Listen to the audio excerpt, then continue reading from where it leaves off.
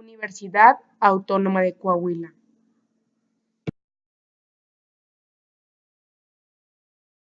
Escuela Ciencias de la Comunidad, profesora Adela Mendoza, equipo 4. Unidad 3, Educación y Mundo Actual.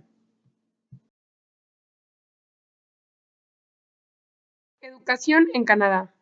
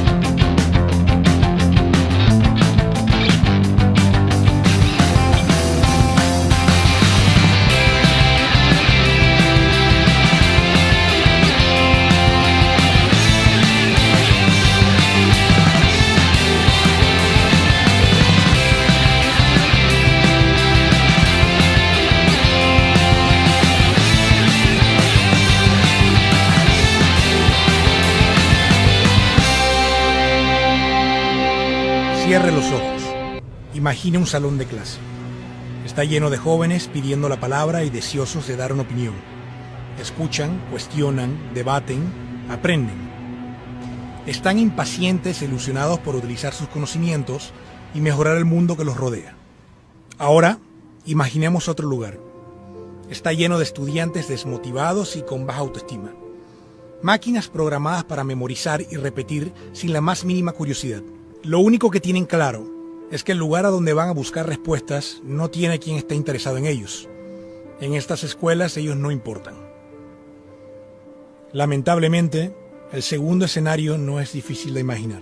Los resultados de nuestras evaluaciones internacionales son demoledores. De 1999 a 2009, Panamá ocupó de manera progresiva los últimos puestos en las pruebas internacionales PISA, diseñadas para evaluar el grado educacional de un país. Los resultados fueron tan vergonzosos que en el año 2009 directamente dejamos de participar.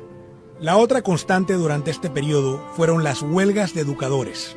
¿Cuántos paros laborales se han realizado en los últimos 20 años?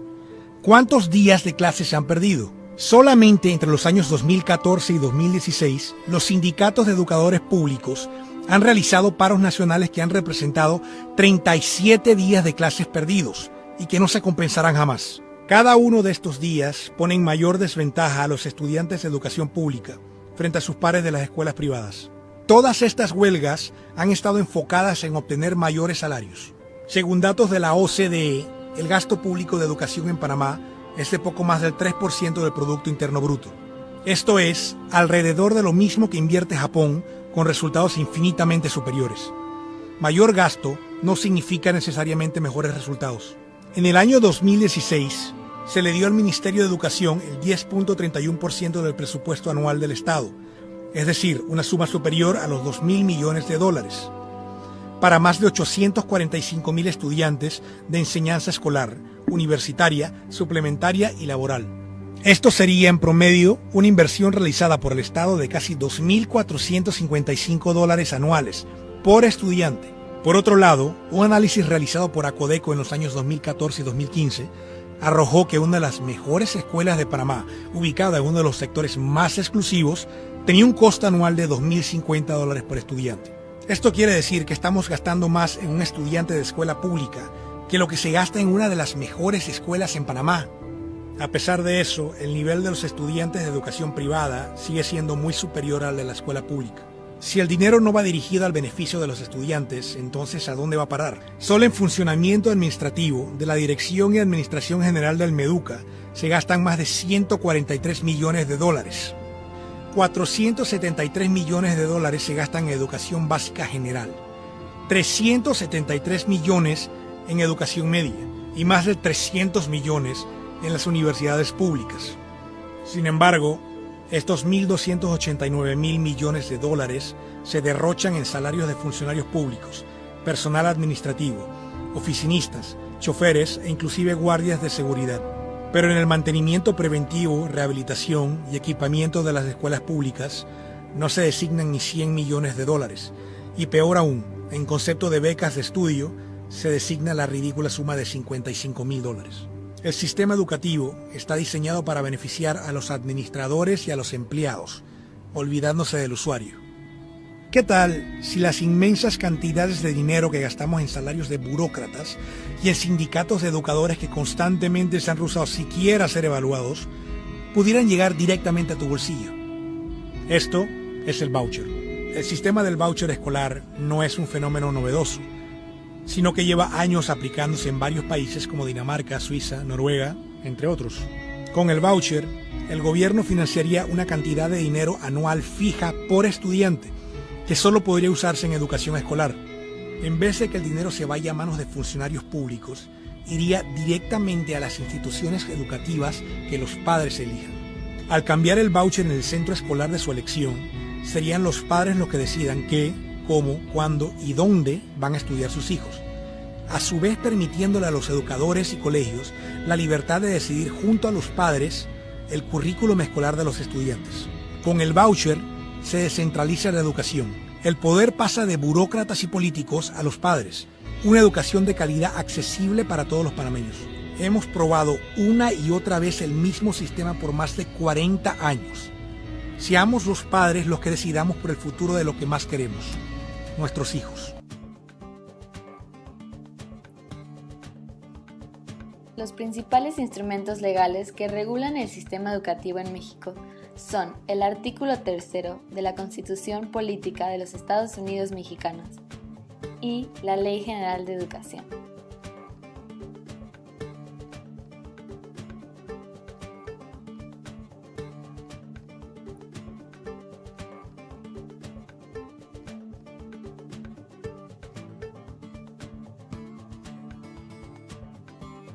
En el artículo 3º de la Constitución mexicana se establece que todo individuo tiene derecho a recibir educación. La educación deberá estar enfocada a desarrollar armónicamente todas las facultades del ser humano.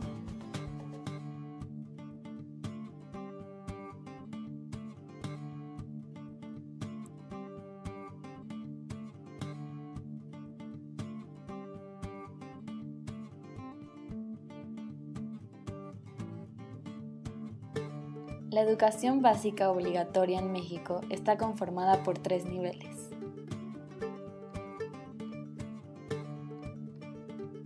Uno, preescolar.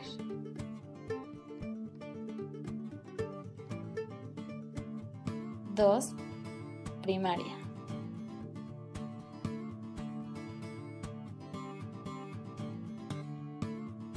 3, secundaria.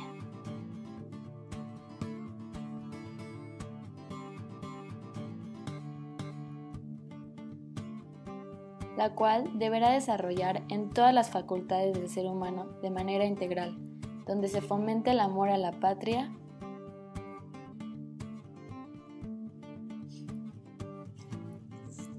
el amor a la familia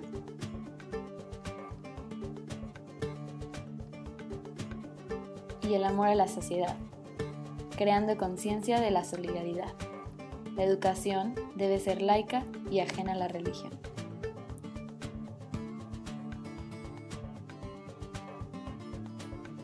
Proporciona atención y educación a los niños de 45 días a 2 años, 11 meses.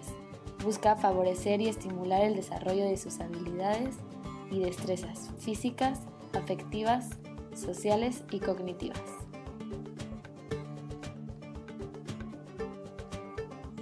Este servicio puede ser administrado por 3 diferentes dependencias, las cuales son escolarizada, semiescolarizada y no escolarizada, siempre supervisado por la Administración Federal de la Supervisión Educativa.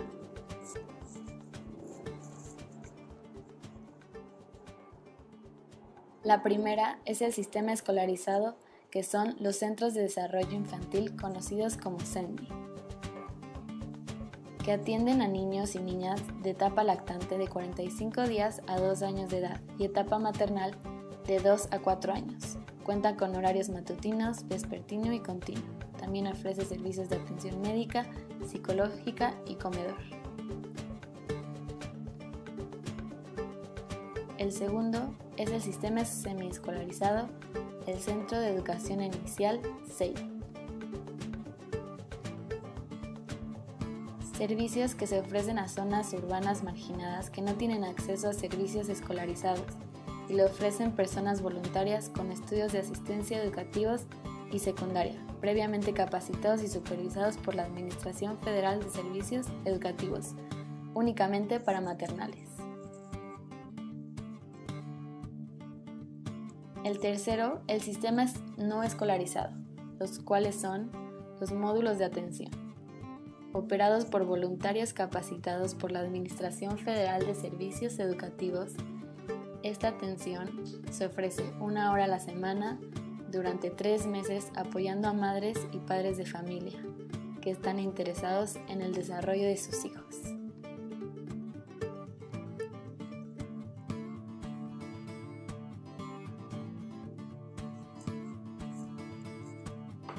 Momentos están reformando la educación pública. Existen 2 razones para ello. La primera es económica. La gente está intentando resolver cómo podemos educar a nuestros niños para que ocupen su lugar en la economía del siglo XXI. ¿Cómo hacemos eso? Si ni siquiera podemos anticipar cómo será la economía al final de la próxima semana, como esta reciente crisis lo está demostrando. ¿Cómo hacemos eso? La segunda razón es cultural. Todos los países del mundo están intentando resolver cómo podemos educar a nuestros niños para que tengan sentido de identidad cultural, para poder legarles los genes culturales de nuestras comunidades y a la vez formar parte del proceso de globalización. ¿Cómo cuadramos ese círculo? El problema es que están intentando enfrentarse al futuro, a base de hacer lo mismo que en el pasado. Y en el proceso están alineando a millones de niños que no ven ninguna utilidad en asistir a la escuela. Cuando nosotros íbamos al colegio, nos retenían allí con la historia de que si trabajábamos mucho y sacábamos buenas notas, y luego estudiábamos un título universitario, tendríamos un trabajo. Nuestros hijos no se creen eso. Y hacen bien, por cierto. Es mejor tener una titulación que no tenerla, pero ya no es ninguna garantía. Y especialmente no lo es si el camino hacia ella marginaliza la mayoría de cosas que tú consideras importantes acerca de ti mismo. Hay gente que dice que hay que subir los estándares, que eso sería un avance. Ah, ¿sí? Sí, lo deberíamos hacer. ¿Y por qué ibas a querer rebajarlos? No me he encontrado con ningún argumento que me convenza para bajarlos. Pero subirlos, por supuesto que habría que subirlos. El problema es que el sistema educativo actual fue diseñado, concebido y estructurado para una era diferente. Fue concebido en la cultura intelectual de la Ilustración y en las circunstancias económicas de la Revolución Industrial. Antes de la mitad del siglo XIX no había sistemas educativos públicos. En realidad no, o sea, podrías estudiar con los jesuitas si tenías dinero, pero la educación pública, pagada con los impuestos, obligatoria para todo el mundo, gratuita y a la vuelta de la esquina, era una idea revolucionaria. Y mucha gente se opuso a ello. Decían, no es posible para muchos niños pobres que están en la calle beneficiarse de la educación pública. Son incapaces de leer y escribir. ¿Por qué perder tiempo con esto? Y también se asienta sobre una serie de suposiciones sobre la estructura social y la capacidad de las personas. Fue dirigido por el imperativo económico de aquel momento, pero a lo largo de todo ello se infiltró el modelo intelectual de la mente, el cual era esencialmente la idea que la Ilustración tenía sobre la inteligencia. La auténtica inteligencia consistía en cierta capacidad para el razonamiento deductivo y un conocimiento amplio de la cultura clásica. Se podría resumir en capacidad académica. Y esta idea está fuertemente enraizada en la reserva genética de la educación pública. El creer que hay dos tipos de personas, académicas y no académicas, y la consecuencia de eso es que mucha gente brillante se creen que no lo son porque han sido evaluados siguiendo este concepto de mente. Así que tenemos dos pilares gemelos, el económico y el intelectual. Y desde mi punto de vista, este modelo ha causado caos en la vida de mucha gente. Ha habido gente que se ha beneficiado maravillosamente de él, pero la mayoría de la gente no. En lugar de beneficiarse, sufren de esto. Una epidemia moderna, mal ubicada y también ficticia. Esta es la plaga del síndrome de déficit de atención e hiperactividad, TDAH. Este es un mapa de la incidencia del TDAH en Estados Unidos. El mapa de prescripciones médicas para el TDAH. No me malinterpreten. No quiero decir que el síndrome de déficit de atención no exista. Yo no tengo la formación necesaria para ello. Sé que la amplia mayoría de psicólogos y pediatras creen que sí, pero aún es un tema a debatir. Lo que sí me consta es que no se trata de una epidemia. Estos niños están siendo medicados tan rutinariamente como a mi generación nos quitaban las amígdalas, por los mismos motivos caprichosos y por la misma razón la moda de la medicina. Nuestros hijos están viviendo en el periodo más intensamente estimulante de la historia de la Tierra. Están siendo acosados con información y les están reclamando su atención desde todos los medios. Los ordenadores, los iPhone, las vallas publicitarias y cientos de canales de televisión. Y nosotros les penalizamos por distraerse. ¿Distraerse de qué? Cosas que son un aburrimiento, en la escuela sobre todo. Me parece a mí que no es totalmente una incidencia el hecho de que la incidencia del TDAH haya crecido paralela al incremento de los test estandarizados. A estos niños se les está dando cosas como Ritalin, Adderall, a menudo medicación bastante peligrosa, solo para hacer que se concentren y se calmen. Pero según esto, el déficit de atención aumenta al ir al este de este país. La gente empieza a perder el interés en Oklahoma.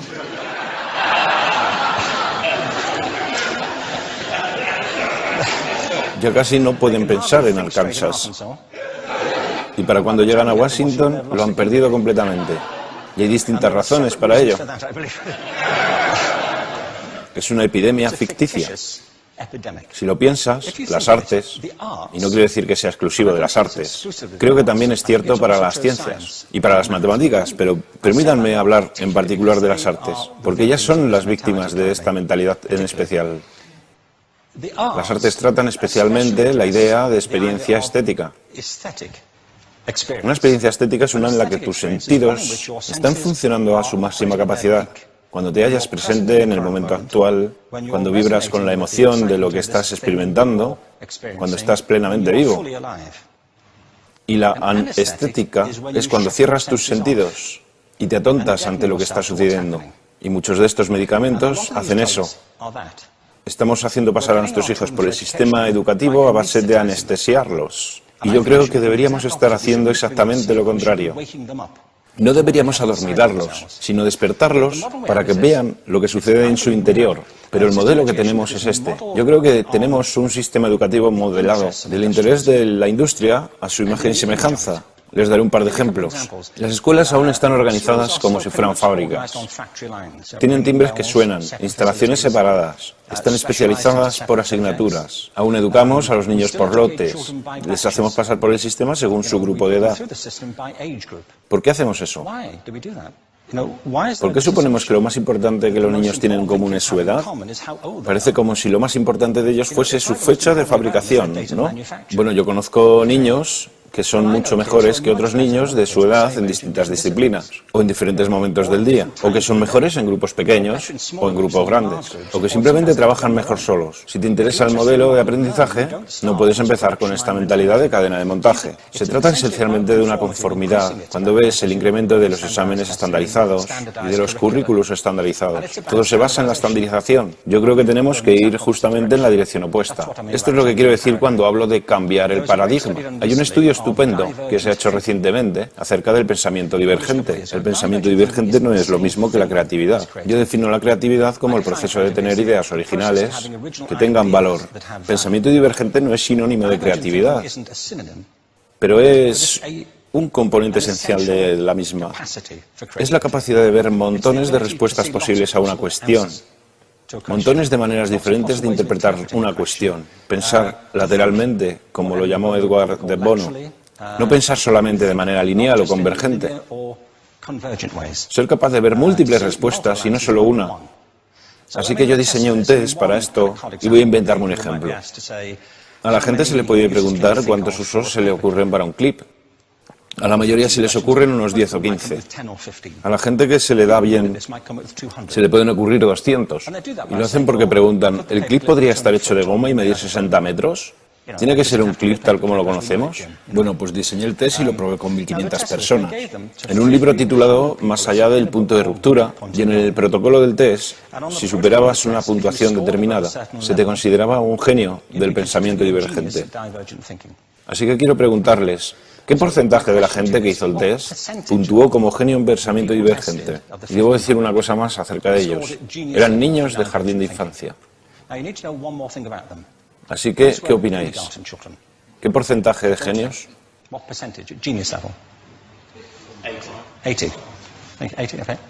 98%.